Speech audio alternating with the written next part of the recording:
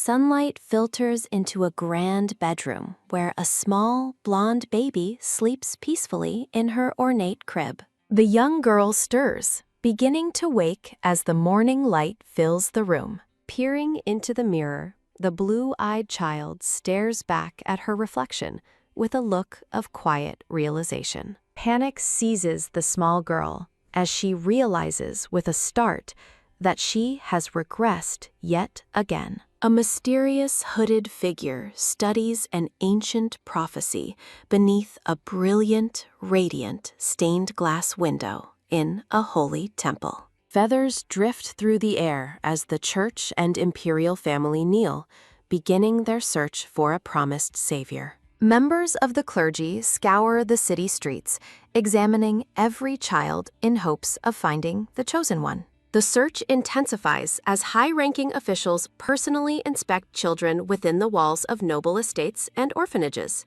A silver-haired observer watches over a quiet village where children play, continuing the hunt for the divine child. Two robed men react with sudden shock as they finally encounter the specific child they believe to be destined. Despite her lack of divine power, the blonde girl is proclaimed the child of destiny, born on February 29th. Following her official adoption by the imperial family, a nobleman leads the confused little girl through the palace grounds. Under the watchful eyes of the temple, the girl spends her early years immersed in rigorous, demanding academic studies. Standing within a glowing magic circle, the girl sadly admits that her divine powers have shown no signs of awakening.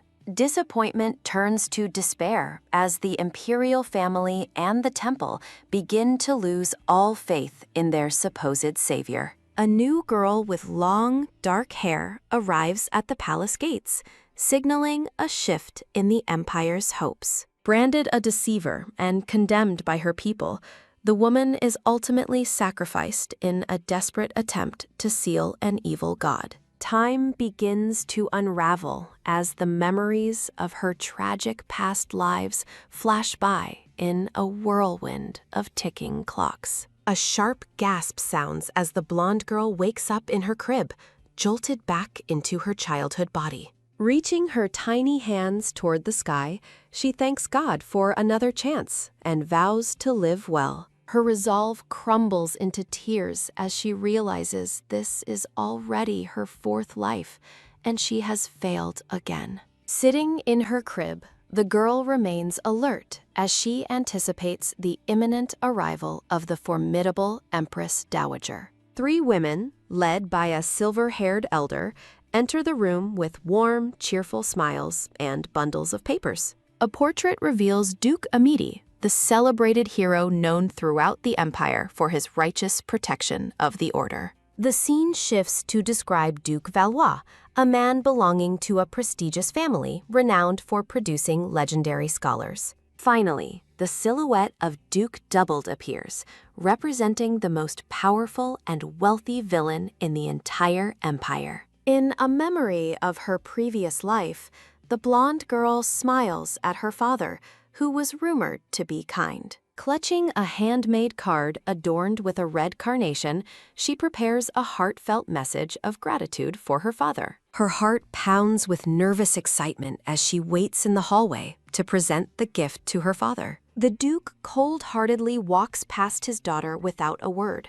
leaving her standing alone with her rejected gift. Despite the coldness between them, the orphan girl tells herself she is simply happy to finally have a father. A beautiful, dark-haired woman named Mina gushes with admiration as she speaks to the Duke in a flowery setting. The Duke gazes at Mina, seeing in her the perfect image of his long-lost, deceased first love. Mina triumphantly clings to the Duke's arm, boasting about her new status while the blonde girl watches from afar. Standing in the darkness, the blonde girl looks on in silence as she realizes she has been completely replaced. Framed for a crime she didn't commit, the girl cries out from behind iron bars, desperately protesting her innocence. A furious clergyman points a finger at her, screaming that her actions are worse than those of a beast. In the cold blue light of the dungeon, her father looks down at her with nothing but pure contempt. With a chilling glare, her father demands that she become a sacrifice to prove her supposed repentance for her crimes. A final, heartless command echoes, telling her to die for the sake of Mina and the rest of the world. As she falls toward her first death, the Grim Reaper waits with a scythe to welcome her passing spirit. She wakes with a start, gasping as she realizes she has undergone her very first regression back to infancy. Now a baby again, the girl fumes with anger, vowing never to return to the cruel Amitié duchy. She recalls her second life with Duke Valois, who maintained a fine exterior despite the darkness within his household. Violence erupts in the shadows as her second father strikes her, enraged that she hasn't manifested a divine crest. A cold-eyed woman watches the abuse, dismissively mentioning the reaching out with a menacing hand. The Duke screams in rage, calling the terrified girl completely useless to him. Death claims her once again, leaving even the Grim Reaper baffled by how quickly she keeps returning to him. In her third life, the penniless child starves to death in the snow as the Reaper begs her to stop dying. Back in her crib for the fourth time, the girl realizes she must find a new path to survive. Clutching a paper, the determined blonde girl decides that her current plan is the only way forward. The silver-haired head maid and her assistants gape in collective shock at the little girl's actions. Sunlight bathes the massive, ornate palace grounds as a new chapter of the girl's life begins. Standing before the daunting presence of the Duke, the tiny blonde girl lets out a nervous gasp. A portrait introduces the Empire's greatest villain, the cold and striking silver-haired Duke Theodore Doublet. Sweating under the pressure, the brown-haired adjutant delivers the Empress Dowager's request to house the child. Theodore dismisses the Empress's sanity with a cold glare, ordering the little girl to be sent back. As Theodore turns his back, the girl watches him, knowing exactly who this formidable man is. Dazzled by the Duke's, while the adjutant attempts to negotiate, the girl realizes that traditional threats will never work on Theodore. The Duke stands by the window as the girl acknowledges his immunity to the Papal State's pressure. Realizing the family's immense wealth, the blonde girl vows to stay and secure her own future. In a cheeky fantasy, the chibi girl imagines escaping this terrible empire with a suitcase full of money. Lounging by a tropical shore, the girl dreams of finding true asylum far away from her past. The girl plots with a mischievous grin, deciding that sticking close to Theodore is her ticket out. Using her knowledge of the future, the blonde girl shouts about an upcoming unannounced tax audit. The adjutant and Theodore look on in confusion, unable to decipher the baby's garbled, high-pitched warning. A single bubble confirms the girl's realization that her message was lost in translation. Frustrated by her bad pronunciation, the girl worries that her trump card has failed to impress the Duke. A firm hand suddenly reaches out and grabs the girl's blue dress, stopping her in her tracks. Theodore lifts the girl up, surprisingly having understood her specific warning about the December 7th audit. The girl presses a finger to her lips, playfully telling the Duke that the information is a secret. Despite the tension, the girl boldly offers her help to the stunned silver-haired man. A decorative frame displays the girl's ultimate goal. She wants the Duke to adopt her. Theodore questions his adjutant about the ledgers, while the man remains skeptical of a 4-year-old's words. The girl recalls how a past tax audit caused tremendous damage to the wealthy Doubled family. Theodore's eyes narrow as he commands the adjutant to verify the child's bizarrely accurate information immediately. Looking up at the Duke with bated breath, the girl wonders if her gamble has finally paid off. As he sits in his throne-like chair, Theodore insults her scent before ordering her a bath. Panic seizes the girl as she imagines being packed into a box and returned to her original orphanage. Terrified of being sent away, the blonde girl turns and sprints through the hallway with all her strength. The brown-haired adjutant and the Duke stare in utter shock as the small child flees the room. The girl's tiny feet move in a frantic blur as she tries to escape her perceived fate. Reaching out desperately, the blonde girl throws herself at Theodore's leg and clings to him tightly. A dark aura surrounds the confused Duke as he stares down at the child attached to his boot. Looking up with twinkling eyes, the girl gives Theodore a bright, adorable smile to win him over. Theodore is visibly rattled by the girl's persistence, while she silently vows never to face death again. Haunted by her tragic previous lives, the girl decides that survival is more important than being loved. Beaming with fake joy, the little girl hugs the Duke's leg and declares that she likes him. The blonde child shouts her desperate plea to stay, throwing her pride away for a chance to live. Theodore holds the child firmly, his cold expression beginning to crack under her relentless tiny barrage. In a chibi-style thought, the girl begs for her plan to work as she remains latched onto Theodore. The sprawling, magnificent empire of Wigzantera is showcased as the grand stage for her new life. A golden crest represents Nereid, the national religion that holds immense power over the people's lives. Beneath a divine seal, the imperial family sits in splendor, though their golden light masks deeper shadows. Two elegant noblewomen appear in a flashback, representing the complex web of high society's players. The powerful heads of the 5 ducal houses are revealed, standing as pillars of the empire's strength. Bodies litter a dark, blood-soaked battlefield, highlighting the violent reality behind the Duke's fearsome reputation. Silver-haired Theodore walks through the carnage, carrying a blood-stained sword that cements his status as a villain. Theodore Doubled stares intensely, having become a singular, indomitable force within the Empire's power structure. Theodore sits regally on his throne, maintaining his status as the current, cold-hearted host for the child. Dressed in white with small wings, the tiny blonde girl sits patiently,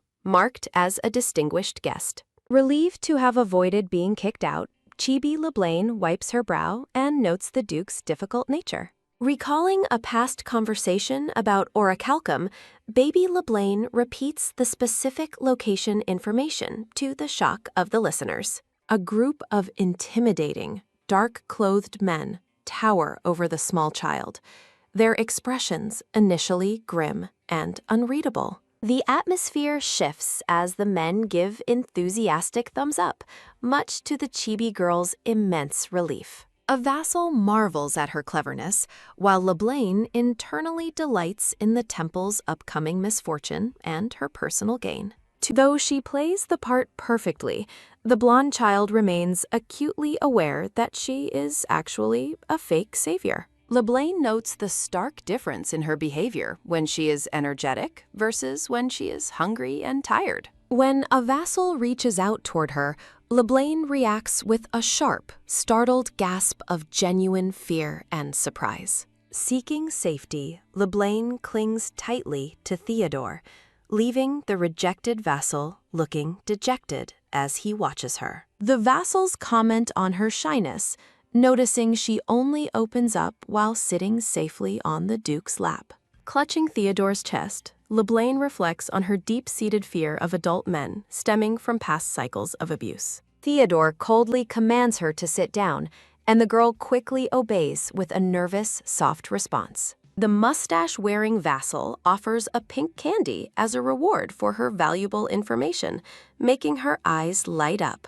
Perched on the Duke's lap, the girl struggles with the stubborn wrapper, her tiny hands unable to open the treat. Theodore suddenly snatches the candy away, leaving the blonde child staring in frozen, wide-eyed shock. As Theodore holds the treat just out of reach, Chibi LeBlain's animal-eared silhouette expresses her utter disbelief and confusion. Tears well up in her eyes as she laments the Duke's cruelty for stealing candy from a small child. Catching her off guard, Theodore gently pops the treat into her mouth with a quick, surprising motion. Stunned by this sudden gesture, the blonde girl looks up at the Duke, while he stares back impassively. Shaking her head vigorously in a cute chibi style, the girl gives a firm refusal to the Duke's request. When Theodore questions her, LeBlain looks up with sparkling eyes and declares that she is firmly on his side. A rare, genuine smile graces the silver-haired Duke's face, his blue eyes softening for a fleeting moment. Watching from a distance, the black-haired head maid wonders in disbelief if the cold Duke actually just smiled.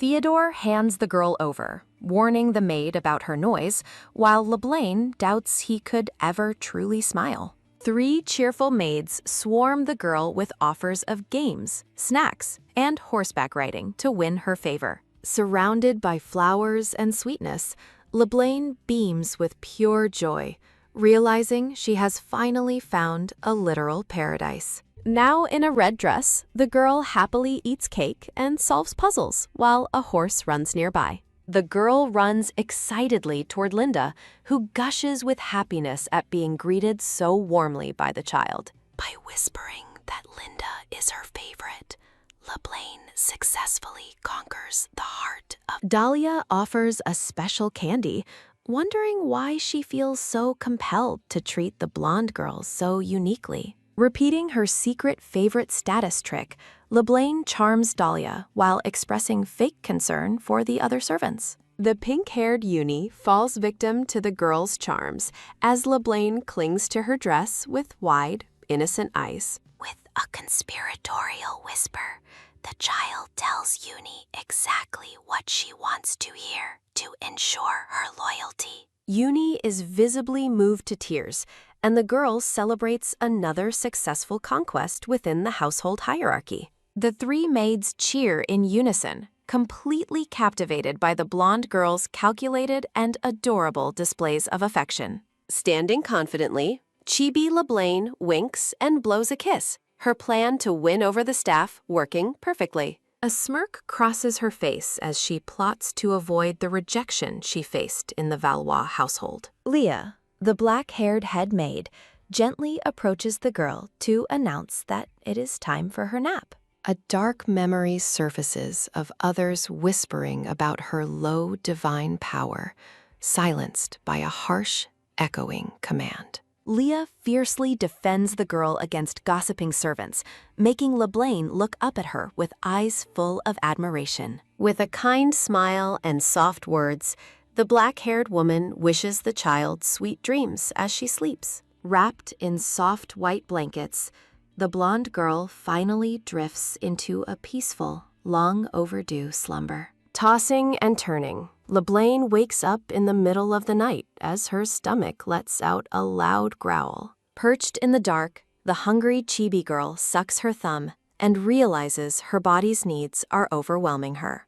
Panicked, she realizes her extreme hunger is preventing her from maintaining the logical, adult mindset of her past lives. The maids find the girl in a heap later, and LeBlain curses her failure to anticipate the baby body's limitations. Crying in the dim light of her room, LeBlain wipes her nose as her hunger becomes unbearable. The blonde child pushes open the heavy, ornate doors and admits she is desperately hungry. Driven by an overwhelming urge to eat, LeBlain ignores the dangers of wandering the castle at night. Her tiny feet patter across the carpeted hallway, unaware of a dark figure lurking in the shadows. With wide, watering eyes, the little girl sprints through the darkness in search of a late-night snack. Memories of starving and being scolded for her appetite haunt LeBlanc as she recalls past lives of deprivation.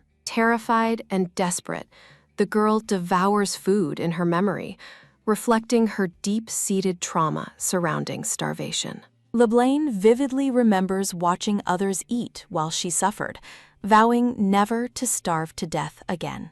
A mental barrier breaks as the blonde child finds herself unable to maintain her mature, adult perspective. Overwhelmed by her toddler body's instincts, a shivering LeBlanc admits her logical thinking has completely failed her. Driven by pure survival, she resolves to find something to eat at any cost. A montage shows the small girl tirelessly scouring every corner of the vast, silent palace for food. Prying into cabinets and crawling under furniture, the determined toddler continues her frantic search for a single morsel. As she searches, a firm hand reaches for a doorknob, signaling that someone has discovered her movement. Her eyes light up with joy as she finally spots a simple loaf of bread resting on a table. Tears of pure relief stream down her face as LeBlanc tightly embraces the bread like a precious treasure. Fearing discovery, the girl scurries through the hallway,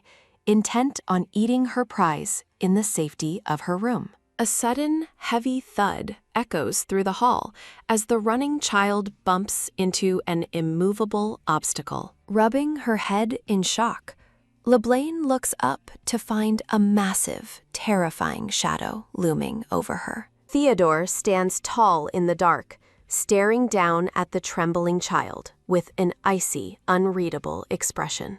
Lightning flashes outside, framing the Duke as a terrifying figure, while LeBlanc realizes she has been caught red-handed. Paralyzed by fear, the blonde girl cowers on the floor as she faces the Duke's intimidating presence. Her mind races to a story about a man executed for stealing bread, fueling her growing panic. Haunted by a memory of a laughing woman, LeBlanc imagines herself meeting a grim end at the guillotine. Shivering uncontrollably, the little girl desperately tries to figure out how to survive this terrifying confrontation. Theodore's glowing blue eye narrows as he demands to know why she is wandering his castle. LeBlanc curls into a ball, certain that her life is over, as the Duke accuses her of being a spy. Theodore leans down, his voice cold as he questions her true identity and her role as a savior. Trembling and unable to speak clearly, the girl whimpers as she faces the silver-haired man's intense scrutiny. The Duke declares his hatred for liars and those who pretend to be on his side for personal gain. As Theodore contemplates how to handle her, LeBlanc bursts into tears and begs for his mercy. The silver-haired man looks on with a stern face, demanding she explain her crime. Sobbing on the floor, the blonde child finally confesses that she has stolen something from the castle. Theodore guesses if she took money or a holy relic, but LeBlanc shakes her head in frantic denial. When he asks if she stole military secrets, the terrified toddler continues to weep and refuse the accusation. Theodore's expression turns to one of utter disbelief as he realizes the absurdity of the situation. In a burst of tears, the chibi girl holds up her prize and wails that she only stole bread. An amusing mental image portrays the Duke's grumpy personality perfectly reflected in a loaf of bread. The three maids stand in a shameful line, looking guilty. LeBlanc sits in a large chair, finally eating her bread while Theodore and Leah observe her from nearby. Leah explains with a heavy heart that the child missed dinner because she had fallen asleep too early. Theodore realizes the thief was simply a hungry child picking up bread that the servants had discarded. Overcome with guilt, the head maid and her staff lament their failure to properly care for LeBlanc. Theodore reaches out toward the girl, perhaps intending to offer comfort after the misunderstanding. Recalling her previous fear, LeBlanc flinches violently away from his hand with a look of genuine terror. A heavy silence falls over the room as the Duke and his staff stare in shock at the girl's reaction. Stunned and hurt, Theodore wonders why the child who once clung to him is now so afraid.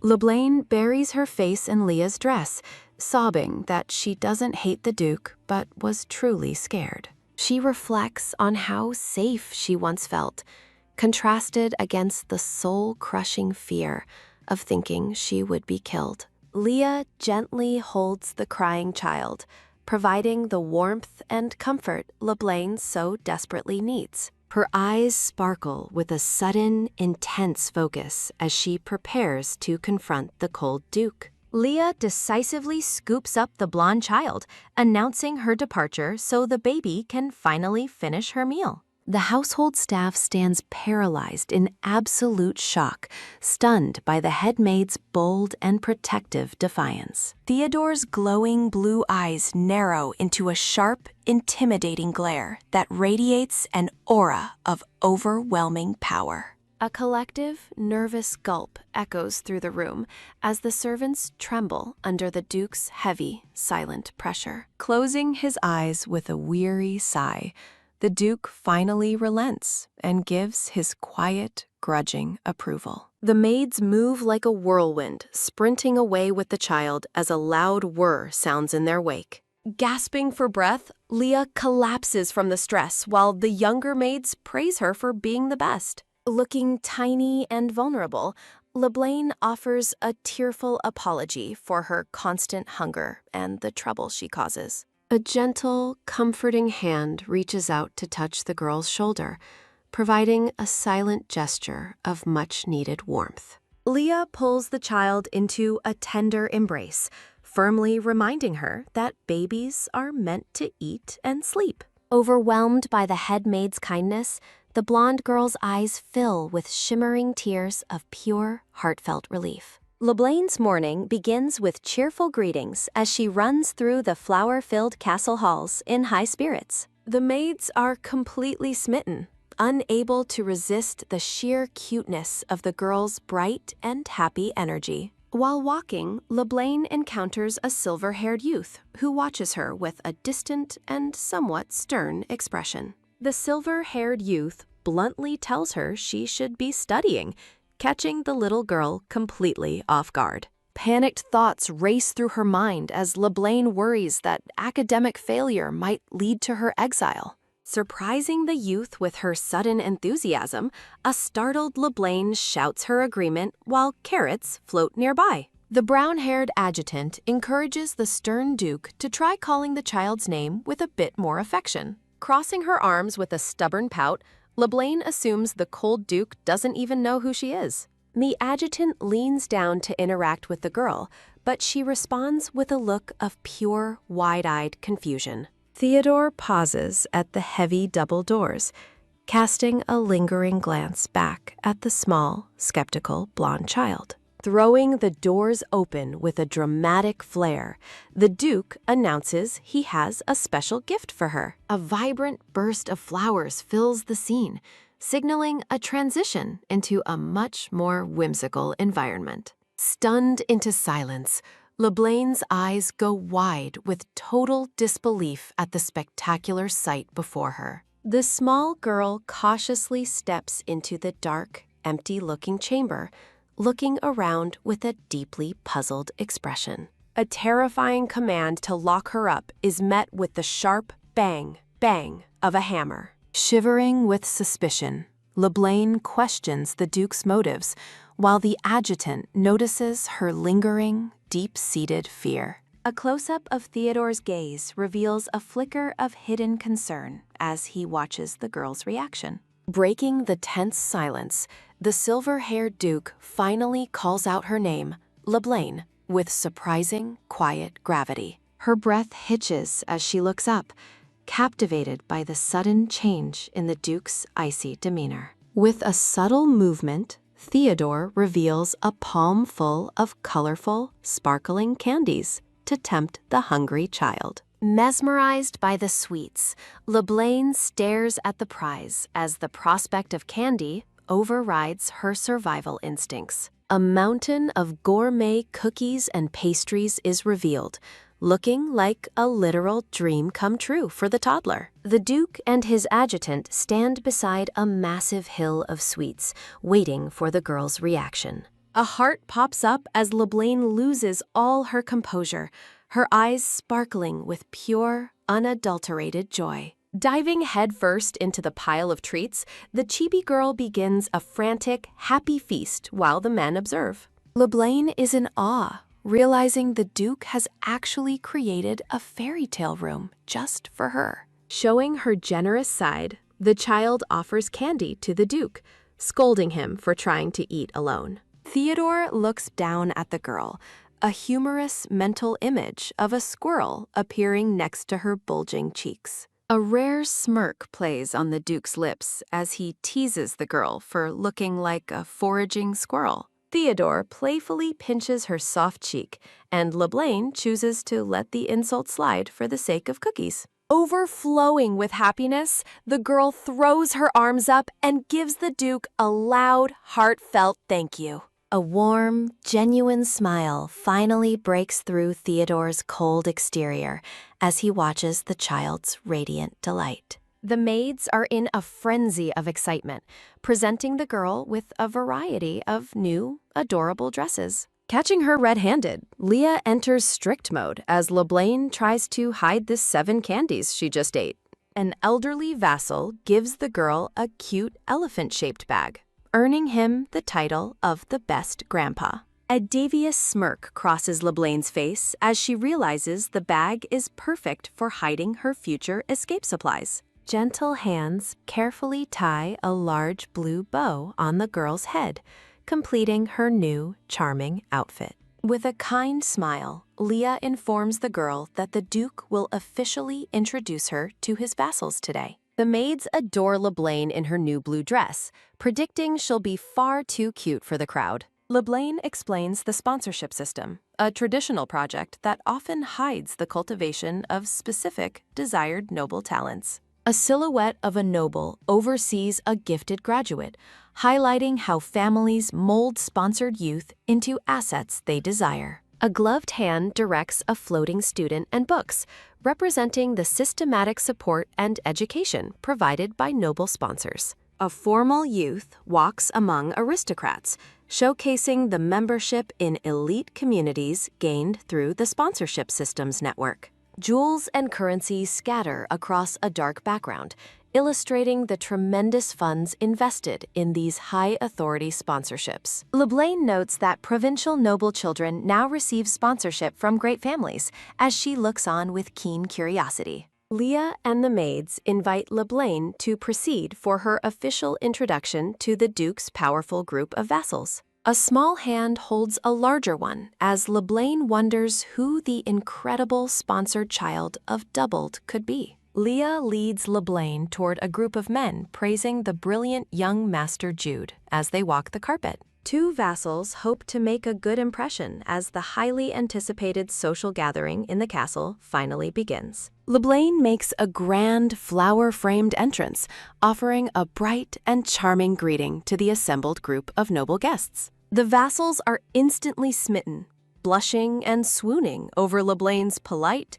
wide-eyed, and absolutely adorable social greeting. LeBlanc's eyes widen in genuine shock as she recognizes the blonde boy, Jude, standing among the gathered adults. A dark realization hits LeBlanc.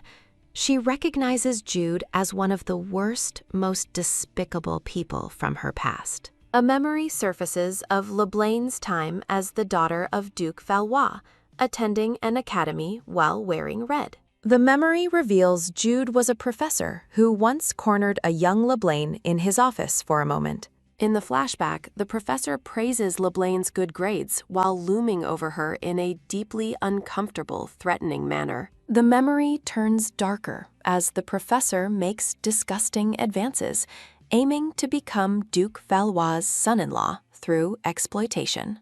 Jude, as the professor, cowardly points his finger and blames LeBlanc for seducing him after his actions are exposed. The professor shamelessly argues that if LeBlanc were truly upset, she would have reported his behavior from the start. LeBlanc recalls her paralyzing fear, standing before judgmental silhouettes that failed to understand her as a young victim. Narrative text explains that a child victim often doesn't understand the dark intentions of an older professor at first. The professor mocks her silence, cruelly claiming that her inability to scream meant she liked the situation in the end. LeBlanc reflects on her intense past fear, which frozen her body and left her completely unable to scream for help. Her past protest failed, resulting in only a minor pay cut for the unrepentant professor, while LeBlanc suffered the consequences. Ultimately, LeBlanc was labeled promiscuous and expelled from the academy, carrying her suitcase away in the dark of night. Back in the present, LeBlanc clenches her small fist in a fiery rage, wanting to punch Jude's head. Shaking with anger, LeBlanc tries to calm herself, remembering that her future enemy is still just a child now. Young Jude laughs arrogantly, boasting about his level of skill while basking in the vassal's praise for his talent. LeBlanc watches with cold disdain as Jude acts out a scene of his father solving problems, mirroring his academy days. Jude and LeBlanc sit side by side on a red sofa. He looks smugly content while she remains quiet and stoic. Jude leans in with a sinister, red-eyed grin, asking if LeBlanc saw his performance as she looks on bewildered. The blonde boy looks around suspiciously to ensure they are alone before dropping his polite act for the girl. Jude whispers a cruel insult into LeBlanc's ear, calling her a fake who could never beat someone like him. LeBlanc is unimpressed, realizing Jude is being competitive with a 4-year-old and thinks she's a rival for sponsorship. Choosing the high road, LeBlanc decides to ignore the petty boy, assuming a calm, glowing, meditative state beside him. Jude continues his harassment, calling her a pitiful kid as LeBlanc stares at him with an intense, blue-eyed gaze. The arrogant boy claims the Empress Dowager threw LeBlanc away into the trash heap known as the Doubled family. With a malicious sneer, Jude declares that LeBlanc is trash too, triggering her painful memories of her past life. LeBlanc recalls her past self being silent and broken by such comments, but her current eyes burn with blue fire. A sudden shift occurs as LeBlanc's expression hardens into a look of absolute fury, her small fist clenching tightly. Declaring herself different after living 4 lives, LeBlanc delivers a powerful, bloody punch to Judah's face, shocking the room. The toddler unleashes a brutal multi-punch combo on the boy, her face set in a deceptively sweet, closed-eye smile. Jude lies defeated in a mental boxing ring, while the maids cheer for LeBlanc's decisive, one-sided victory over the bully. Jude's father, Baron Marco, stands up in a furious panic, shouting at LeBlanc for her shocking physical attack. Jude feigns tears and plays the victim, accusing LeBlanc of suddenly grabbing him, as his father looks worriedly. A close-up of LeBlanc's small hand pointing accusatorially signals that she is ready to defend her actions with flair. LeBlanc points directly at the trembling, sobbing boy, her blue eyes wide with a look of feigned, exaggerated shock. The vassals look on in wide-eyed confusion as LeBlanc prepares to turn the tables on the arrogant young Jude. LeBlanc points accusatorially at the boy, claiming he insulted the Doubled family as a pile of trash. A profound, heavy silence fills the room as the vassals and maids react with wide-eyed shock. LeBlanc nervously wonders if her dramatic acting was too much as she waits for the Duke's reaction. The Duke's aides burst into tears of adoration, calling the toddler a brave angel for her loyalty.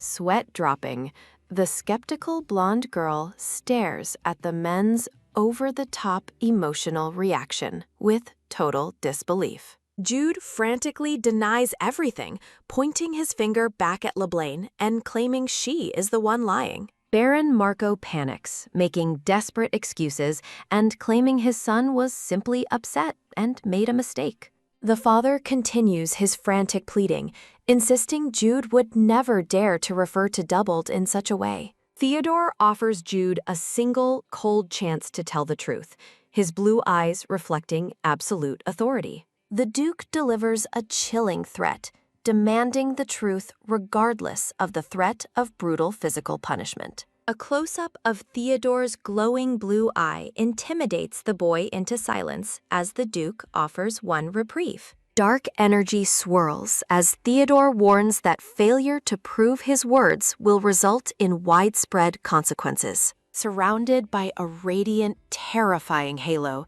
the Duke demands a final answer about the truth of the situation. LeBlanc watches with cold certainty, knowing the boy won't dare to lie while facing the Duke's wrath. Trembling and overwhelmed, Jude finally breaks and admits that LeBlanc's accusation is indeed the truth. A sudden, firm grab sounding occurs as Baron Marco is seized by the Duke following his son's confession. Clutching Theodore's coat, the desperate Baron begs for his life while admitting he has committed a mortal sin. Theodore coldly orders the guards to take the man away, his blue eye gleaming with icy resolve. Guards drag the wailing Baron Marco away while his son Jude collapses onto the floor in tears. The scene transitions to the grand castle exterior, standing majestically against a vibrant orange sunset. The Duke's aides shower LeBlanc with praise, admiring her bravery for standing up to the older boy. In a monochrome flashback, Jude mocks LeBlanc while she feigns a pitiful, tragic fate to manipulate the room. The memory shows LeBlanc acting like a helpless victim to ensure the vassals took her side against Jude. Jude's past insult toward Doubled is shown, highlighting why LeBlanc chose to retaliate so fiercely. LeBlanc reflects that while she can tolerate personal insults, she will never allow anyone to disrespect her family. Recalling her punch, the toddler feels a small sting of conscience, but remains satisfied with the outcome. LeBlanc smiles cutely, glad that she managed to make such a positive impression on the Duke's inner circle. Looking up at Theodore, the girl wonders if she also successfully won over the icy Duke's favor. An aide reaches out to the child, laughing and commenting that she is quite cute. LeBlanc makes a quick, sudden turn away sounding, hiding her face against Theodore to avoid the aide's touch. The men conclude that LeBlanc is shy around everyone except the Duke, whom she clearly loves. One aide smiles warmly, noting that the child seems to reserve her affection solely for His Excellency. Jealousy fills the aides as they watch the Duke sit regally while the child clings only to him. Theodore claims the attention is a nuisance, yet a subtle, relaxed smile suggests he enjoys the child's loyalty. LeBlanc admits that while she wanted to get along, the boy's pettiness made the whole situation a hassle. A bright text bubble declares that pleasure comes after hardship, signaling a happy shift in the narrative. Dressed in a new red coat, LeBlanc cheers joyfully in the middle of a bustling town square. LeBlanc walks with Leah, noting how much her life has changed for the better thanks to the vassals. Giggling with delight, the girl looks forward to shopping for all the things she needs. The scene shifts as LeBlanc walks through the festive town, admiring the colorful decorations and stalls. LeBlanc stops in her tracks as she excitedly spots a toy shop during her outing. She gazes through the window at a white rabbit doll, recalling its popularity from her first life. A flashback shows a different young girl happily hugging the same white rabbit doll in the past. The girl in the memory exclaims how much she likes the doll while smiling with pure joy. LeBlanc's expression turns somber as she remembers being a child who once desperately wanted that toy. In the memory, a younger LeBlanc points at the rabbit doll and begs her former father to buy it.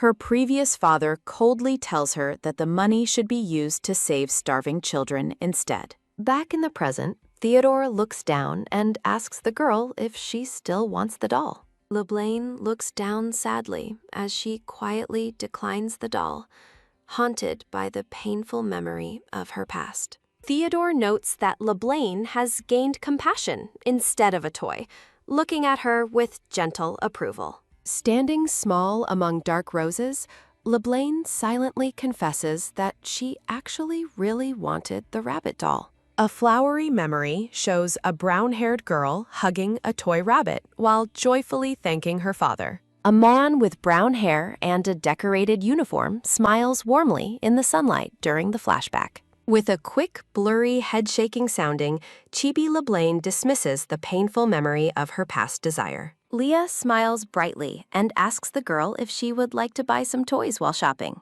LeBlanc realizes the maid mistakenly thinks she is staring at the shop because she wants playthings. The toddler leads the way as she and the maids enter the colorful and bustling toy store. Leah encourages the blonde child to pick out anything she likes among the shop's high-quality goods. The other maids clasp their hands and coo, telling the girl to choose absolutely anything at all. LeBlanc looks around the toy-filled room with wide eyes, searching for the perfect item. The girl stops in her tracks, letting out a surprised gasp as she notices something unexpected. A red flower pin decorated with ribbon catches LeBlanc's eye, standing out among the mechanical toys. LeBlanc stares intensely at the object, her blue eyes reflecting a deep and serious contemplation. The red carnation corsage is shown in detail, representing a traditional gift of gratitude for parents.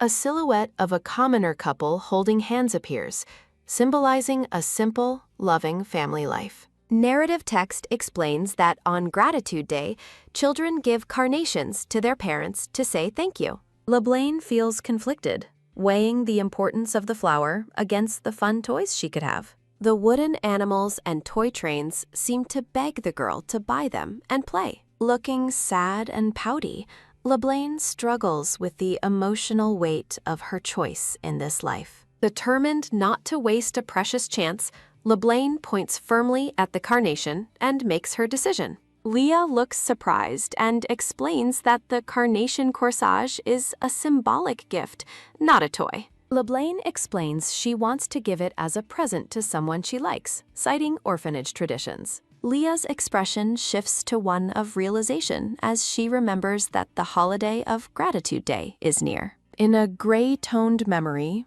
Theodore looks dismissive as he thinks such sentiments would only be a bother. Chibi LeBlanc that being too annoying might make the Duke dislike her, causing a problem. Leah smiles and agrees to buy the corsage, leading the happy girl toward the shop's counter. 3 vassals walk together, and the one with the mustache proudly wears a red carnation on his chest. The green-haired man smiles and notices the flower, starting a conversation about the upcoming holiday.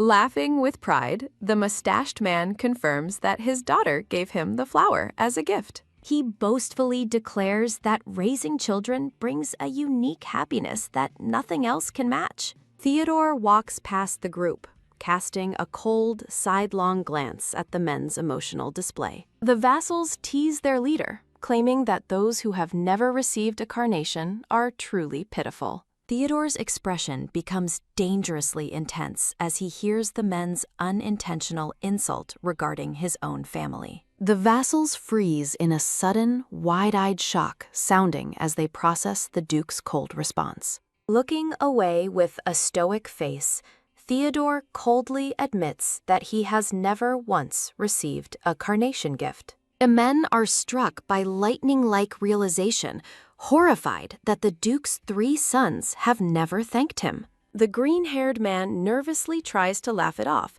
saying boys are simply not as delicate as girls. Theodore's face darkens as he notes that he has never even heard a thank you from them. The vassals panic, realizing they have accidentally insulted the Duke by calling his life's circumstances pitiful. Leah walks with LeBlanc through the grand hallway, the girl proudly carrying her gift in a box. The three vassals watch with joyful excitement, their faces lighting up as they see the toddler. Tears of joy stream down the men's faces as they anticipate the Duke finally receiving a carnation. Theodore looks down at Leblanc, who stops and looks back at him with a slightly nervous expression. The vassal's imagination shows them dancing and playing music in a festive celebration of the girl's gratitude. A subtle, relaxed smile appears on Theodore's face as he admits that carnations do bring happiness. The mustached man leans forward with a wide grin, encouraging Leblanc to give the gift right now. Leblanc looks down at the red flower she is holding, her expression sweet and thoughtful. Turning toward Leah, the girl offers the carnation to the maid with a heartwarming message of love. The three vassals are struck with a sudden, sweating shock sounding as they realize they have made a grave mistake. Theodore's icy blue eyes glow with a terrifying intensity as he processes the lack of gratitude from his own children. The men slump in despair as a thought bubble reveals their horror at Leblanc giving the flower to a maid. While Leah joyfully spins the child, the brown-haired aide cries in fear behind the Duke's ominous, dark silhouette. Overwhelmed with emotion, Leah tearfully promises to treasure the carnation, her face glowing with genuine, heartwarming happiness. Hugging the maid, Leblanc feels a sudden, ominous chill on the back of her head, as if being watched. With a sharp, sudden she sounding, Theodore looms behind them, his terrifying presence demanding the young girl's immediate attention. Chibi Leblanc turns around with a startled expression, sweating profusely as she faces the Duke's cold and intense gaze. Theodore looks down with a somber, almost hurt expression, quietly asking the girl why he didn't receive a flower. Smiling brightly, Leblanc explains she didn't buy him one because she assumed he would find the gesture annoying.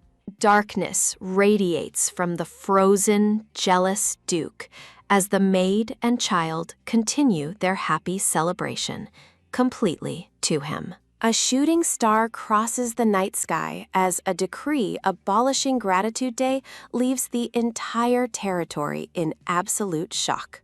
Dressed in a bear ear headband, Leblanc sprawls comfortably on her bed, enjoying the peaceful morning light in her room. The bright sun shines into the luxurious bedroom as the child rests, surrounded by flowers and elegant gold decor. Leah hums a happy tune while cleaning, the red carnation proudly pinned to her uniform as she works. A close-up shows a vibrant red flower, serving as a constant reminder of the young lady's unexpected and heartwarming gift. Resting her chin on her hands, the happy girl giggles to herself, delighted by her current life in the palace. A series of polite tock-tock sounding knocks echo through the room, signaling someone's arrival at the bedroom door. The brown-haired aide enters with a cheerful smile, asking Leblanc if she is ready to visit His Excellency's office. Leblanc hops up excitedly, mindful that her progress will be reported to the influential Empress Dowager later today. Moved by her energy, the aide wipes a tear of joy, while the toddler nods enthusiastically at his praise. Walking hand in hand, the aide and the child make a rhythmic footsteps sounding as they traverse the grand carpeted hallway. They pause as servants pass by carrying large boxes, prompting the aide to utter a confused, sudden, "Huh." He explains they are preparing gifts for the Emperor's birthday, causing Leblanc to look up with wide, curious eyes. A dark memory surfaces of Leblanc watching Duke Valois borrow money to buy excessive gifts for the royal family. The image focuses on a decorative fountain pen, a symbol of a past mistake made out of desperate childhood naivety. In the flashback, a man cruelly insults young Leblanc, calling her a leech for living off his household's wealth. The man roughly drags the crying child toward the attic, ordering her to stay hidden away from everyone's sight. With a harsh, sudden pock sounding, The man pushes. Two young boys discuss how no parent would hate a child for simply asking for school supplies like pens. The boys wonder aloud why LeBlanc was scolded, unaware of the deep discrimination she faced as a non-relative. Watching them walk away, LeBlanc realized that her lack of blood relation meant she was hated for even trivial needs. Narrative text explains that as an outsider, she had to work desperately hard just to avoid being hated by others. Returning to the present, LeBlanc knows she must do something significant to secure the Duke of Doublet's true favor. A firm hand delivers several tock-tock sounding knocks against the large wooden door of the Duke's private office. Wearing glasses, Theodore looks up from his paperwork, his expression serious and focused as he works through the documents. With a quick toto-dodo sounding of small feet, LeBlanc rushes into the room, calling out excitedly to the Duke. Theodore stares back with an intense, unreadable gaze, causing the child to let out a startled, sudden eek sounding. Trembling slightly, LeBlanc worries that she has somehow upset the Duke, as his face remains exceptionally cold and stern. The scene shifts to chaos as aides and maids run through the halls with frantic to-duck-sounding footsteps. A grand view of the palace shows the panicked search party, while Theodore stands in the foreground, looking intense. The aide reports that LeBlanc is nowhere to be found, further escalating the tension within the dark, rainy palace. Theodore's mind races, suspecting assassins, kidnappers, or the Senate of conspiring against the innocent child of fate. The maids call out to the Duke, their faces pale with terror as they point toward an unexpected discovery. Heavy, deliberate footsteps sounding approach the stone courtyard as the search party finally converges on a specific location.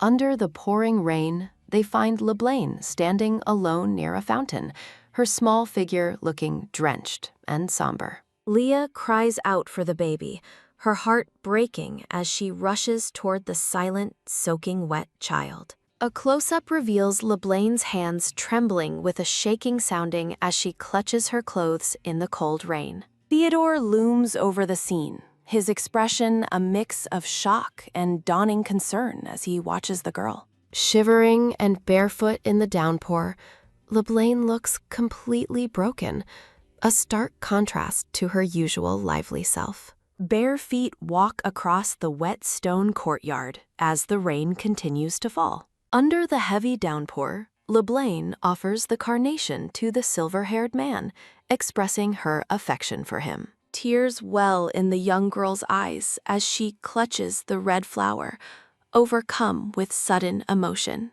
In a stark memory, the silver-haired man coldly dismisses her, ordering her to return to her room. The child sobs in the gray-toned flashback, desperately apologizing for an unintended mistake she had made. The dark-haired maid gasps in horror, witnessing the cold interaction between the Duke and the trembling child. Closing his eyes in sorrow, the brown-haired aide remains silent as the scene of rejection unfolds. Theodore's intense blue eyes pierce through the darkness, reflecting the heavy, unspoken weight of his thoughts. Shivering in her nightgown, LeBlanc stands barefoot on the cold pavement, the red flower still in her hands. The narrative highlights how the sight of the pale, desperate child rubbing her hands was truly heart-wrenching. The scene shifts as the silver-haired man leads the small child into a luxurious, warm bathroom. LeBlanc huddles in fear, terrified that the Duke will never forgive her for the incident with the carnation. A sudden realization strikes her as she worries about the consequences of breaking the precious item. The child's imagination runs wild with terror, fearing that she has been brought here for water torture. Her panic is met with a sudden soft splash, sounding as the man places a basin of water before her. LeBlanc's eyes go wide with shock, her heart racing as she processes the man's unexpected and gentle actions. With a gentle splash sounding, Theodore washes the girl's cold feet, softly asking if she is in any pain. While the child shakes her head in denial, the Duke remains silent, focused on tending to her shivering form. Looking down shyly, the toddler admits with a stutter that her feet actually do hurt a little bit. LeBlanc feels a wave of relief as the man's touch becomes even more tender while he cleans her feet. Theodore looks down with a serious expression, warning the girl not to wander around the castle late at night. Peering up with large, watery eyes, LeBlanc nervously wonders if the Duke is still harboring any anger toward her. The man reaches out to gently dry her head, his large hand a stark contrast to her small frame. A rare, genuine smile graces Theodore's face as he reassures the girl that he is not angry with her. Stunned by his kindness, LeBlanc touches her hair in disbelief, her eyes shimmering with newfound hope and wonder. Sunlight bathes the grand towers of the doubled castle, signaling a peaceful new morning within the territory. As the sun shines through the windows, the narrative reflects on how the past days felt like walking on ice. LeBlanc peeks cautiously from behind a door, noticing that the Duke hasn't shown the slightest sign of dislike. Resting prominently in a glass vase on the Duke's desk, the red carnation stands as a cherished treasure. Dressed in a new frilly dress, the orange-haired girl wonders about the Duke's true thoughts regarding her presence. She recalls the terrifying rumors of the Duke of Doubled's past ruthlessness towards those who lacked proper manners. The maids greet LeBlanc with joyful smiles, noting that the Duke has even begun eating meals with her. Looking around curiously, the toddler asks the maids about Leah's whereabouts, her head tilted in a cute gesture. The cheerful maids explain that Leah is busy, then enthusiastically invite the girl to visit the Grand Library. Delighted by the warm atmosphere, LeBlanc giggles and realizes she truly enjoys her life at the Doubled estate. The maids squeal with excitement over the child's cuteness, suggesting they visit the wonderful library right away. Bursting with energy, the happy girl raises her hands in joy, surrounded by a magical field of four-leaf clovers. LeBlanc stands in awe before the massive, towering bookshelves of the library, the scale of knowledge looking immense. The pink-haired maid beams with excitement, presenting the young lady with various books to choose from. The maids offer a questionable selection of books about swindling and dealing with people who deserve a beating. Proudly displaying a book on money lending, the pink-haired maid insists that this is the path to true success. A comical, sudden scuffle sounding ensues as the maids argue over which life lessons are most important for the child. LeBlanc decides to maintain her active illiteracy, planning to pick a book based solely on its pretty cover. Her attention is caught by a mysterious, plain volume on the shelf that surprisingly lacks any visible title. The book glows with an otherworldly light, its plain cover hiding a secret that feels significant to the girl. Opening the book, LeBlanc reads of founding Emperor Fried I's victory over the evil servant Ivan. A historical illustration depicts a hooded figure holding a dark sword, representing the servant of the evil god. The records explain that contact with a divine relic is the essential key to awakening dormant magical power. Another illustration shows that a medium is required to exercise the power once it has been successfully manifested. LeBlanc stares intensely at the ancient text, her mind racing as she processes this dangerous and hidden knowledge. The mysterious book glows with a sinister light, filling LeBlanc with a sudden sense of impending doom. Clinging to the volume, the girl wonders why she found a record concerning an ancient, evil deity. The text describes how Nereid, the empire's protector, successfully sealed away the calamitous, evil god for humanity's safety. Over centuries, the divine seal weakened, allowing a powerful magical artifact to manifest and eventually be discovered. A holy ritual is depicted, showing a woman in white summoning a glowing cross amidst a crowd of worshippers. A traumatic memory of the sacrifice ritual haunts LeBlanc, making her wish for a swift end to her agony. Peering through the library shelves, the pink-haired maid urgently searches for the toddler she calls her baby. Acting like a frightened child, LeBlanc claims she was hiding because she was scared of the library's lion statue.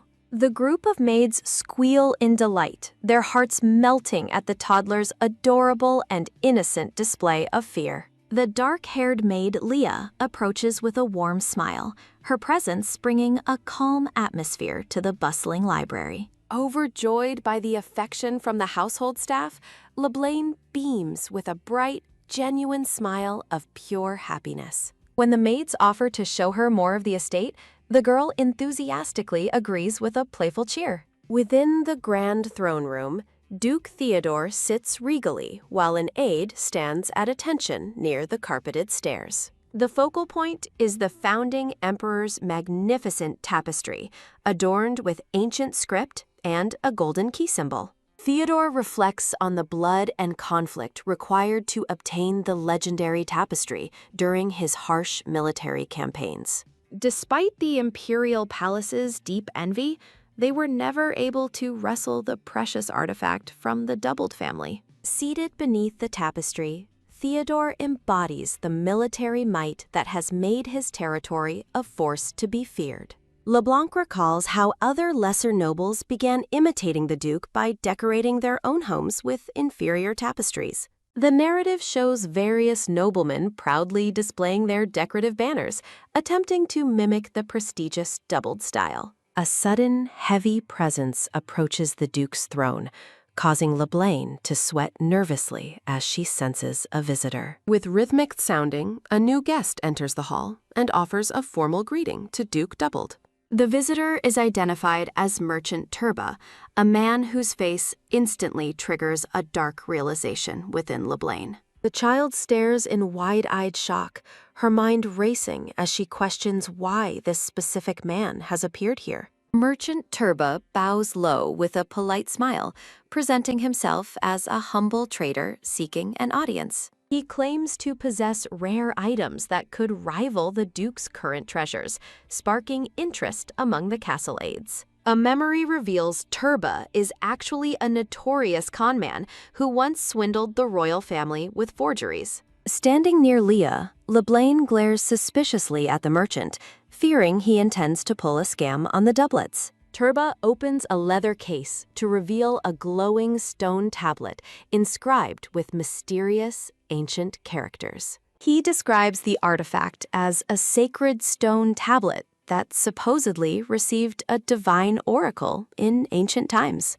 The palace aides discuss the item's immense value, believing it to be a holy relic of the main god. The brown-haired aide suggests the tablet would be an ideal gift for the emperor's upcoming royal birthday celebration. Theodore remains skeptical, questioning the tablet's authenticity, while Turba insists its history and power have been verified. The merchant continues his persuasive pitch, gesturing with his hands to emphasize the supposed rarity of his findings. Boasting about his firm's reputation, Turba claims he personally discovered the relic upon a dangerous ancient plateau. He dramatically recounts a harrowing tale of surviving a monster horde just to secure the artifact for the Duke. Unmoved by the theatrical story, Theodore leans forward and coldly asks the merchant for the item's final price. Turba smiles greedily as he names his astronomical price,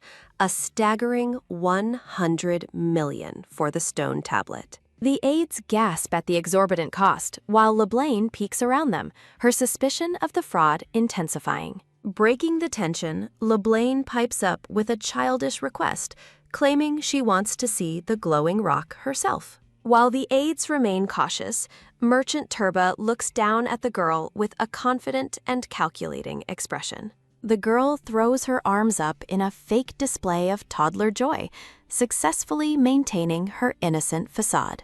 Turba greets her as the child of fate, his voice dripping with false respect as he tries to impress her. He extends an inviting hand, encouraging the young girl to approach the open case and examine the artifact. With a quick toto-dodo sounding of small feet, LeBlanc rushes forward despite the aide's worried warnings about its fragility. Crouching before the case, the girl smiles brightly as Theodore orders the staff to let her satisfy her curiosity. Turba mockingly suggests that the Child of Fate might even be able to read the ancient text for them. While the aide scoffs at the idea of a toddler reading a dead language, Turba offers a fake translation. Close-up on the girl reveals her speaking the true, darker meaning of the script.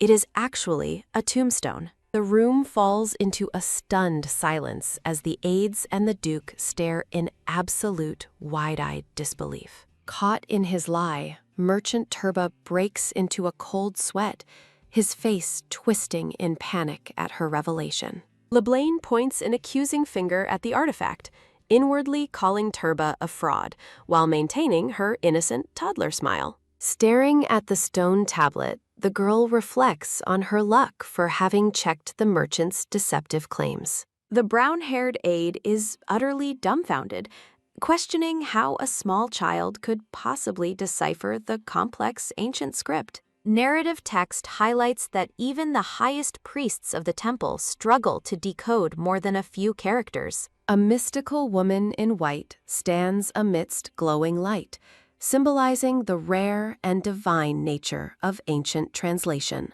The air fills with magic as the narrative announces the arrival of a rare, living translation for the ancient tongue. Sprawling, illegible characters demonstrate just how far the ancient script has drifted from the Empire's modern language. LeBlanc recalls that by the time of her previous death, only 3 people had mastered this forgotten language. Visualizing the future masters, she remembers the Crown Prince and the Duke's eldest son, Johann, who eventually learned it.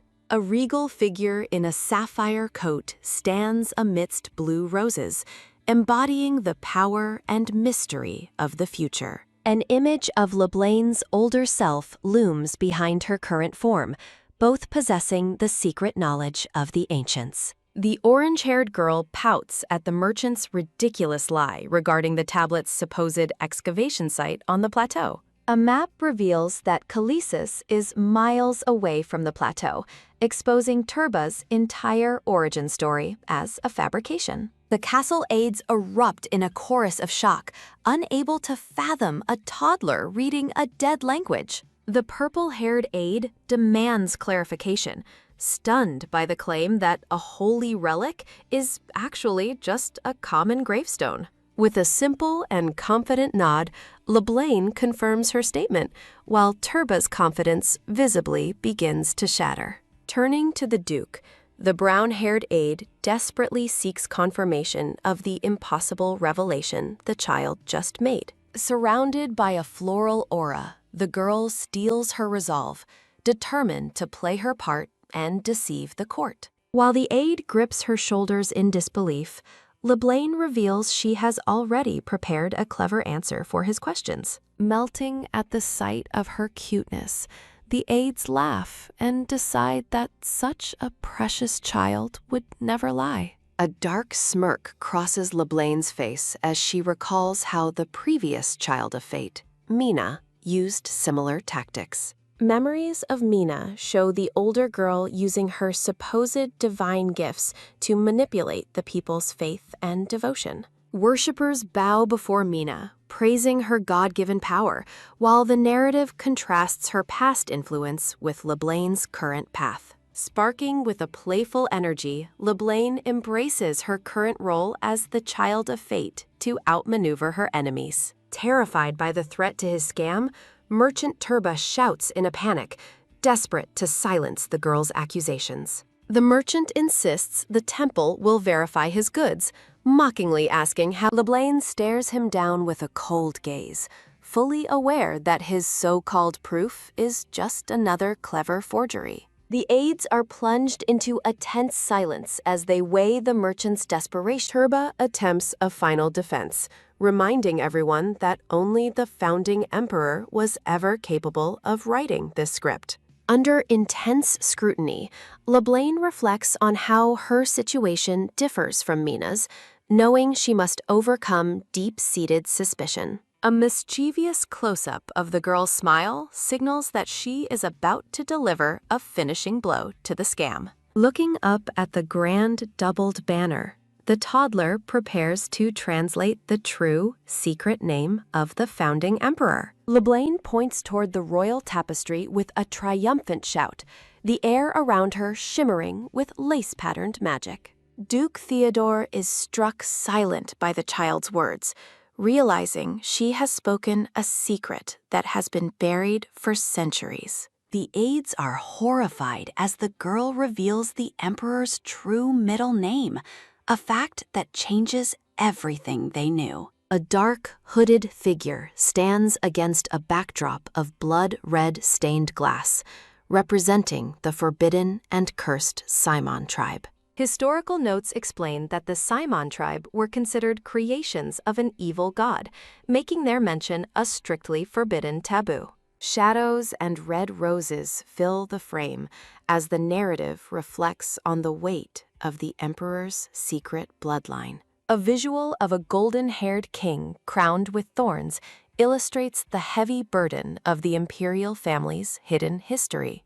In a desperate attempt to protect their prestige, the imperial family is shown burning documents to erase their cursed origins. LeBlanc beams at the terrified merchant, knowing her knowledge of high-level noble secrets is her most powerful weapon. Standing tall and confident, she declares that her ability to read the ancient script is now undeniable to everyone present. The purple-haired aide is left speechless, forced to accept the miraculous truth about the girl's extraordinary capabilities. In a moment of absolute awe, the court finally acknowledges LeBlanc as a true and powerful child of fate. While one aide marvels at her genius, another turns his fury toward Turba for his blatant attempt to scam the household. Turba's face turns ashen and sweat-streaked as he realizes his fake religious piety will no longer save him.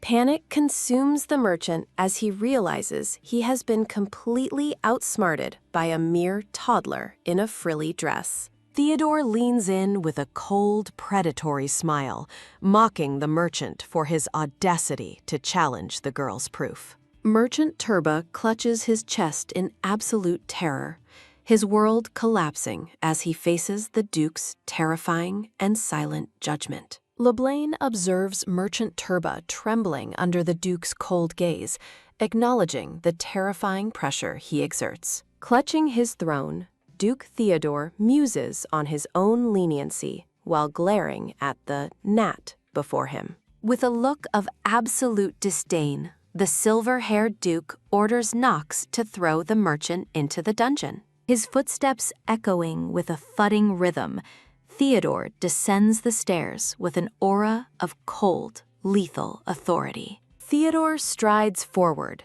coldly suggesting they cut open the merchant to find the faith he so loudly proclaims. The brown-haired aide, Knox, bows his head in silent, stern acceptance of his master's ruthless command. Terrified, Merchant Turba reaches out with a desperate cry, pleading for a moment to explain his actions. The merchant collapses on the floor, his desperate cries for mercy echoing as the Duke turns his back. Night falls over the quiet palace as Theodore and Knox discuss the underlying truth behind the merchant's desperation. Narrative text reveals Turba was driven by a need for funds to acquire a holy relic for the Pope. Peeking over the table, LeBlanc wonders what legendary artifact could possibly motivate such a high-stakes, dangerous scam. Knox presents a parchment depicting a mystical diagram, identifying the item Turba was seeking to obtain. A vision of Mina appears, holding the radiant étoile, the holy relic that granted her immense divine power. Examining the ancient scroll, LeBlanc notes that the depicted relic possesses a different color than Mina's famous étoile. Shocked, the orange-haired girl realizes this artifact is not the one currently guarded within the temple's holy vaults. Theodore listens as Knox explains that the discovery of a second étoile explains the merchant's reckless, fanatical madness. Pointing to the ancient drawing, Knox questions where the elusive second relic is currently being hidden. The brown-haired aide falls into a pensive silence, weighing the political implications of finding such a powerful object. Consulting a map, Knox reveals the relic lies just outside imperial waters, within the territory of another continent. Theodore contemplates the situation as Knox notes that the church cannot move without risking an all-out international war. Leblanc reflects on Turba's scheme to trade the étoile to a foreign king, realizing why he needed money. Theodore rubs his brow in frustration, while Knox asks if he intends to negotiate with the foreign ruler. Dismissing diplomacy as a nuisance, the Duke stands up, his movements accompanied by a sudden, sharp clicking sound. Surrounded by blooming flowers, the Duke offers a chilling smile, casually declaring that they can simply go to war. Stunned but loyal, Knox accepts the declaration, promising to immediately begin the necessary preparations for the coming conflict. Running through the halls, Leblanc realizes that if the church moves against her, the Empress Dowager will assist them. Haunted by memories, she fears the Duke won't defend her against the imperial family while he's away on inspection. Staring into a dark, thorny abyss, Leblanc vows to escape while the church is busy transporting her to the capital. Leblanc enters the storage room, spotting a maid working diligently amidst crates and barrels. The blue-haired maid greets her with a warm smile, and Leblanc cutely requests a drink of fresh water. Standing amidst a floral aura, Leblanc maintains her innocent toddler facade to disarm the staff of the doubled household. Charmed by her cuteness, the maids happily assist her as water flows into her container with a splashing sound. Leblanc points toward a cute elephant-shaped backpack, insisting that she needs to take it with her as well. The maid cheerfully agrees to help, while Leblanc inwardly celebrates having successfully secured a vital supply of water. Thinking of her journey ahead, the girl recalls the various snacks she has already hidden away for her escape. Hurrying down the stairs, Leblanc focuses on her next objective, determined to gather all the essentials for her flight. She enters a room overflowing with pastries, noting that sweets are absolutely essential for her energy and stamina. Tempted by a golden candy, she decides that her stomach won't miss just 2 small pieces of sugar. With a determined look, Leblanc stuffs her elephant bag full of colorful treats, while her backpack sighs in protest. Mentally ticking off her list, the girl reminds herself that a map, clothes, and shoes are still needed. Sneaking behind a heavy curtain, Leblanc prepares to pack the most important item for her new life of freedom. She uncovers a heavy sack overflowing with gold coins, celebrating the discovery of her hidden treasure. Leblanc gleefully rubs her face against her allowance, grateful for the gold she managed to secure from the vassals. Caught in the act, Leblanc startles as Leah, the black-haired maid, approaches and asks what she is doing.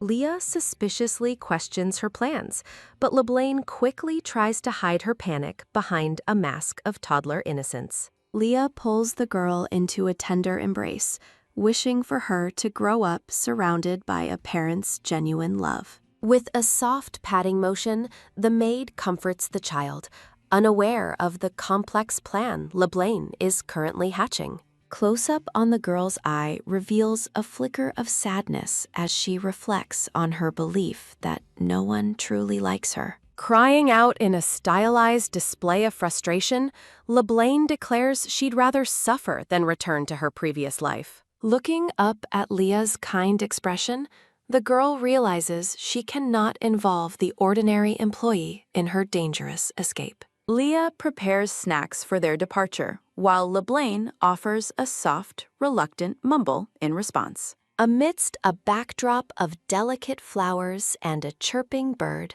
the narrator begins a new, whimsical fairy tale.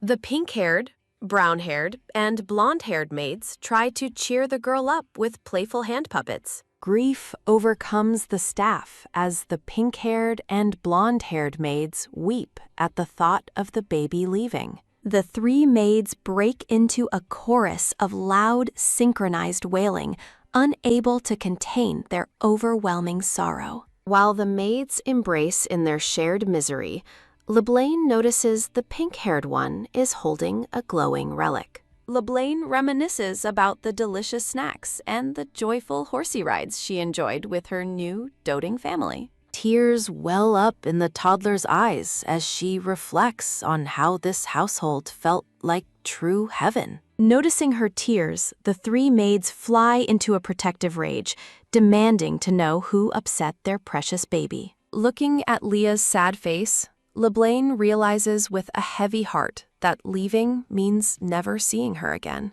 The girl throws a dramatic tantrum at the tea table, shouting for the Duke despite her complicated feelings. No matter how much she cries, the reality of her departure remains unchanged as Leah clutches the blue relic. A decorative lace frame signals a grim turning point as the day for the priest's arrival finally dawns. Standing in the grand hall, the brown-haired aide prepares to hand LeBlanc over, while the maids watch mournfully. The aide questions the sudden arrival, but the teal-haired priest dismissively cites the Pope's absolute command. Determined to protect her, the pink and blonde-haired maids stuff a trunk with supplies and a warm blanket. Leah's eyes widen in alarm as the teal-haired priest looms behind her, his presence feeling cold and intrusive. LeBlanc recoils in fear while the priest feigns pity, falsely claiming she must have suffered alone in this house. The priest's smile turns sinister as he tells her not to worry, his face half hidden by dark, looming shadows. Terror strikes LeBlanc when the priest reveals her new, loving father will be the notorious and cruel Duke Valois. The girl's blood runs cold as she recalls the brutal beatings she endured under Valois in her past life. Shadowy figures strike a deal, while a vision of the young girl in heavy chains illustrates her grim past. Trembling with deep-seated trauma, LeBlanc stares at her own shaking legs, terrified of returning to that living nightmare. Envisioning herself bound by black chains, the girl cries out in a panic, desperate to stay where she is. The priest roughly seizes her arm, causing a sharp cry of pain that horrifies Leah and the aide. Losing his patience, the priest barks at the child to move, warning that God will surely curse her.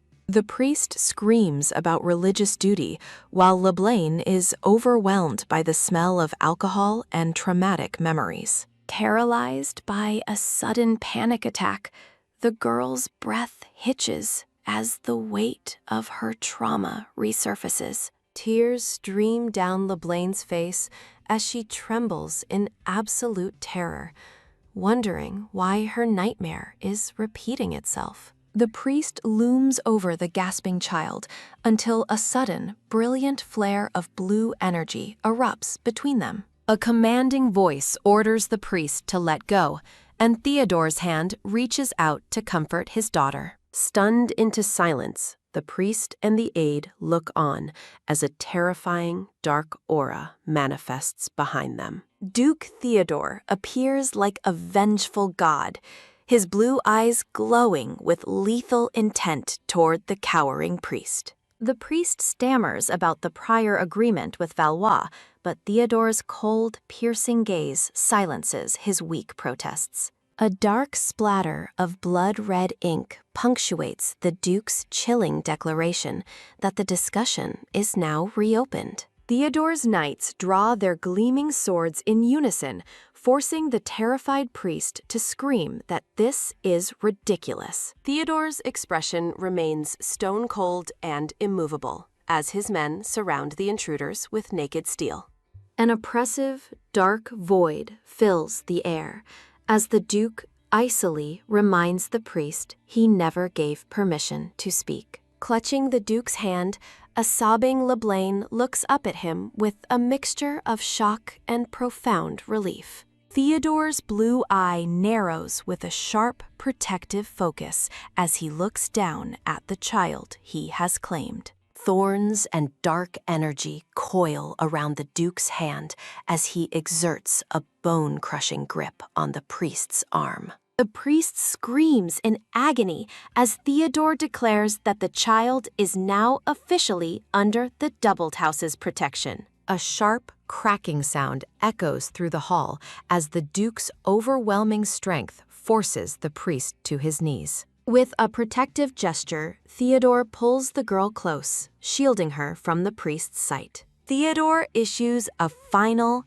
arrogant challenge, telling the church to bring an entire night order next time. LeBlanc sniffs and wipes her eyes, staring at her father in awe as he stands as her ultimate shield. Theodore chides her for scrunching her face, while LeBlanc continues to wail in a display of pure emotional release. Amidst soft pink blossoms, a final thought suggests the girl needs to wash up to be presentable again. The toddler leans her cheek into Theodore's large hand with a contented sigh, finally feeling safe and loved. Duke Theodore holds LeBlanc protectively while the teal-haired priest trembles in agony from his bone-crushing grip. Walking away with the child, the Duke's brown-haired aide tells the stunned church officials to leave immediately. The teal-haired priest stares in utter disbelief, his face pale as he realizes the negotiation is over. A sudden, comical whack sounds as a giant boot sends the meddling priest flying toward his waiting carriage. As the sun sets over the grand doubled mansion, the atmosphere shifts from confrontation to a quiet evening. A mustachioed man with a pink cheek patch invites the baby over, but LeBlanc clings tighter to Theodore. While she trembles against him, LeBlanc realizes that only against the Duke's chest does she feel truly safe. Leah and the mustachioed man explain that the baby is frightened and plead for a few hours together. Theodore dismissively gives them permission to leave, leaving the black-haired maid and the mustachioed man paralyzed with shock.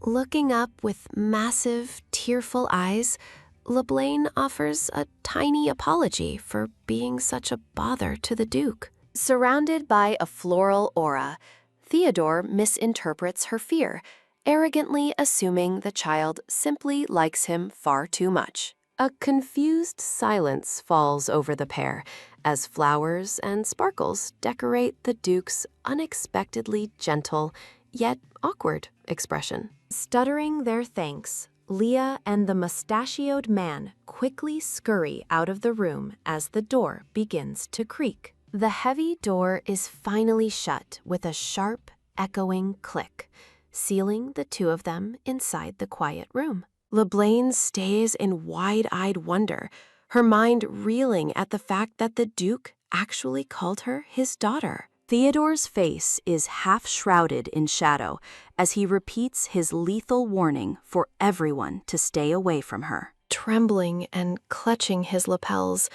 the girl asks in a small, shaky voice if she can stay here forever. She promises to eat very little and behave perfectly, desperate to stay in the first place that felt like home. A close-up of LeBlanc's shimmering blue eye captures the intense hope and vulnerability of her desperate plea. Soft yellow flowers bloom as Theodore smiles down at her, finally acknowledging her with a truly kind and warm expression. A warm fire begins to crackle in the hearth, casting a cozy glow over the Duke's expressionless but softening face. A rhythmic pat-pat sounds as Theodore's large hand gently comforts the small girl resting against his shoulder. Surrounded by lavender blossoms, LeBlanc peacefully falls asleep in the Duke's arms, while a soft rustle accompanies his movements.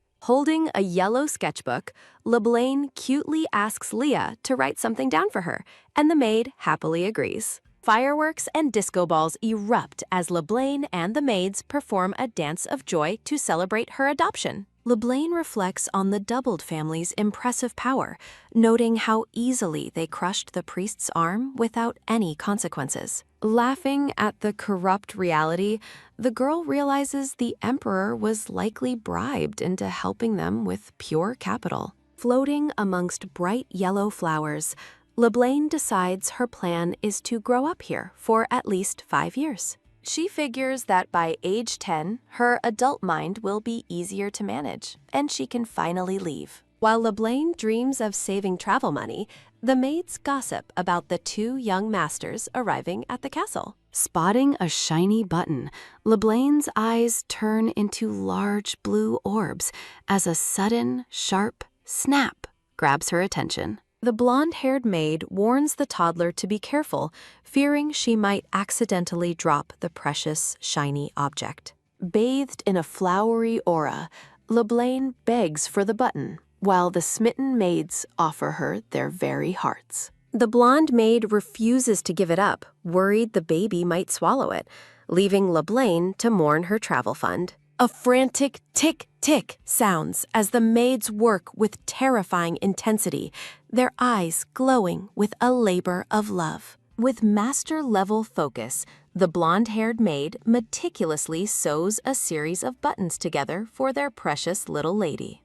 Proudly presenting her work, the maid shows off a custom button necklace that leaves both Leah and LeBlaine ecstatic. The pink-haired maid spots Lord Terramore and the Senate arriving outside, wondering what they intend to nitpick this time. Peeking over the windowsill, LeBlaine's curiosity is piqued as she hears the name Terramore mentioned by the staff. A close-up reveals the stern and cold features of Lord Terramore, his gaze sharp and full of ancient authority. A sudden, sharp gasp escapes LeBlaine as she looks at the old man, her blue eyes widening in immediate recognition. With a sudden swish, Leah and the other maid pull the red curtains shut to hide LeBlaine from the Senate. Sensing the tension, Leah asks the baby if she wants to go eat somewhere far away from the visitors. A sepia-toned vision shows the Duke eating a lonely, quick meal in his office, always buried in his work. LeBlanc wonders why he always eats alone and decides she will find out for herself if she goes there. Haunted by the old man's face, the girl tries to remember where she saw Lord Terramore in her past. Lush yellow and purple flowers frame the entrance as the heavy doors of the dining hall slowly creak. The scene opens to a grand dinner where Theodore sits with 2 silver-haired boys, his sons, and the young masters. Stepping into the room with a bright and cheerful smile, LeBlaine greets her new family with a loud hello. As the girl stares at the 3 silver-haired doubleds, her eye reflects a sudden, shocking realization about the brothers. Theodore sits at the dinner hall table, his sharp blue eyes fixed on the entrance as his daughter arrives. LeBlaine stands before her new brothers, silver-haired boys who stare back at her with vastly different, intense expressions. The silver-haired Duke acknowledges her presence with a short, calm call of her name. Startled by the formal setting, a small, quick gasp escapes LeBlaine as she takes in the scene. Determined to be close to him, the toddler scurries toward Theodore while a series of quick, light footsteps sounds. LeBlaine looks up with shimmering blue eyes, her expression a mix of innocence and deep-seated caution. Large, steady hands reach down and lift the small girl into the safety of the Duke's lap. Theodore introduces Henri, his polite second son, and Ishak, the younger, far more aggressive-looking third son. LeBlaine is struck by the realization that she is now surrounded by 3 miniature versions of the terrifying Duke. A sudden, heavy thump sounds in her chest as the weight of her new family's presence sinks in. With a firm tone, the Duke officially presents LeBlaine to his sons as the new member of their household. Henri offers a pleasant greeting, but a sudden, blunt bump sounds as Ishak irritably nudges his brother aside. Looking distinctly unimpressed, the silver-haired Ishak gives his name with a sharp, piercing glare toward the toddler. Settled on Theodore's lap, LeBlanc sighs inwardly, feeling a pang of jealousy over how quickly the boys have grown. She recalls that Henri will become a financial genius, though others will mockingly call him a law-dodging fox. Resting her chin on her hand, the toddler enters a deep, tactical thought about her two formidable brothers. She remembers Ishak as a future legendary knight and a violent thug who was once loathed by Duke Valois. Her blood runs cold as she remembers these boys as Mina's guardians who once sought her own execution. Traumatic memories resurface of a past life where she hid in terror while the doubled boys hunted her down. Shadows of the past loom as she recalls how her heart felt like it was shrinking under their gaze. Shaking her head vigorously, the girl tries to clear the terrifying images and focus on the present. She clenches her tiny fists, resolving to stay on their good side to avoid the tragedies of her past.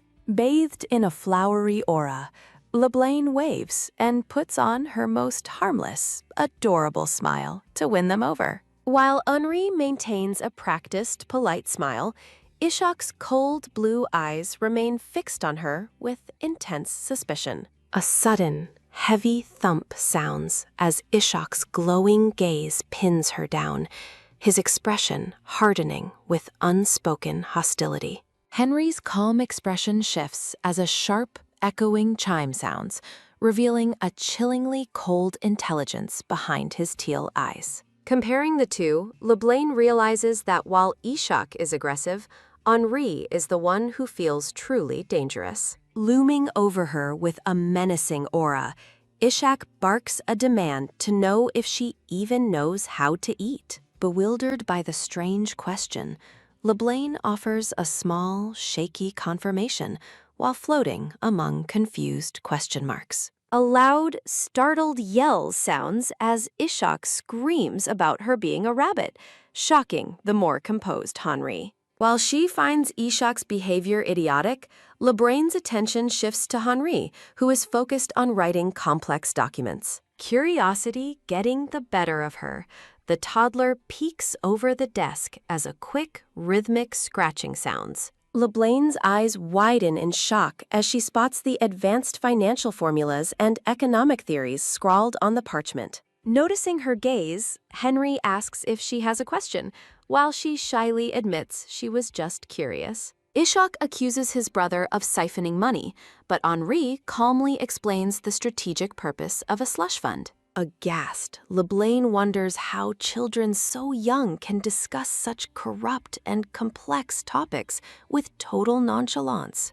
Ishak proudly boasts about his plan to buy up iron, eager to show off his superior knowledge to her. While Ishak explains wartime economics, Henri dismisses his brother's logic as a simplistic merchant's way of thinking. Henri explains the superiority of gold over currency during war, leaving the grumpy Ishak looking completely outclassed. Floating in a surreal, starry void, LeBlanc realizes she has entered a family of terrifyingly brilliant prodigies. Suddenly, a sharp, loud shout sounds as Ishak points a finger directly at the startled toddler. LeBlanc lets out a quick, surprised gasp as the aggressive boy demands her full attention. Ishak issues a lethal warning, telling her he will kill her if she ever dares to look down on him. Panicked, the girl waves her arms and quickly reassures him that she respects his knowledge of the iron trade. Instantly appeased by her praise, Ishak's expression shifts to a smug, satisfied grin as he looks at her. Bathed in a swirling blue energy, Ishak arrogantly declares his own strength, warning her not to get too cocky. Henri looks at his bragging brother with pure disdain, while LeBlanc stares blankly at the chaotic family dynamic. Henri smiles darkly, chillingly reminding her that the doubled family values results far more than blood ties. The girl looks up with wide eyes, realizing that without doubled blood, she is in a precarious position. With a terrifyingly pleasant smile, Henri issues a final, veiled threat about shortening her lifespan through greed. LeBlanc realizes she must answer promptly, believing that well-behaved children are the ones who receive love. With a radiant smile and a flowery aura, the toddler cheerfully agrees to the boy's demands. Henri stares down at her in complete shock, his teal eyes wide with disbelief at her innocent reaction. A sudden, cold breeze sweeps through the room as Henri and LeBlanc realize just how dangerous the moment was. Ishak breaks the tension with a sudden, loud burst of laughter as he finds the situation unexpectedly amusing.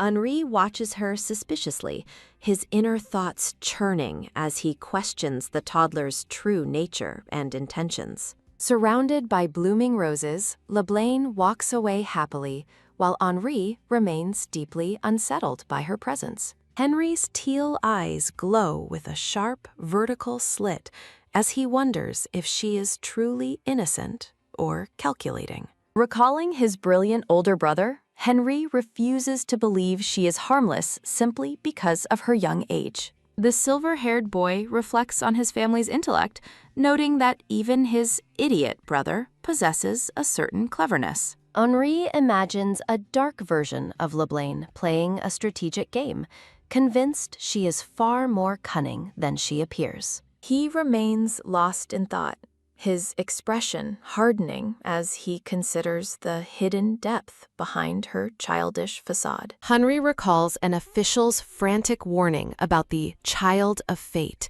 and how masterfully she manipulates those around her. A close-up shows a man screaming about her occupying the Duke's lap, fueled by static and mounting frustration.